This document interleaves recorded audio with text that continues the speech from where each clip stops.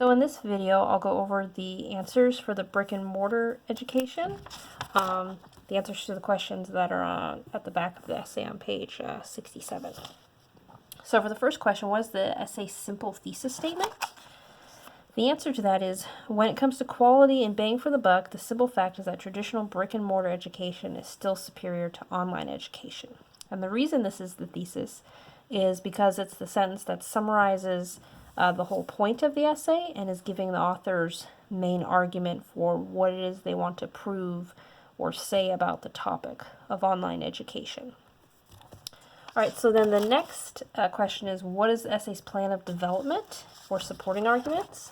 So we see the plan of development comes right after the thesis in these two sentences of, regardless of online educators' attempts to reproduce via technology some of the best aspects of traditional education, students who attend class in a physical classroom still get better interaction with professors and other students. So here we see an outline of two main parts of the essay. So if we go to the next paragraph, we see it talks about the teacher-student relationship, which is right here, better interaction with professors.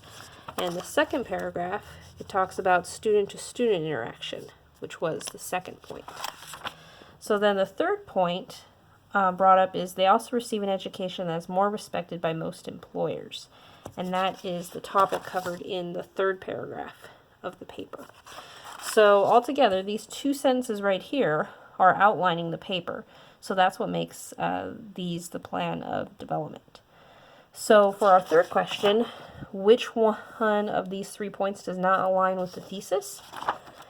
The answer to that is the third one. They also receive an education that is more respected by most employers.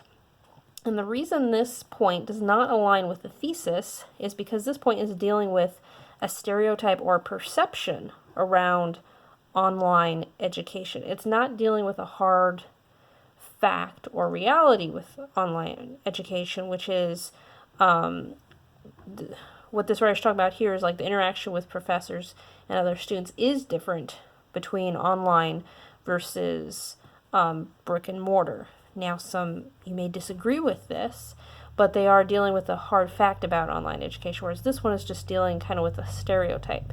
So that's the reason why we would say this third point is not directly relating to or supporting the thesis.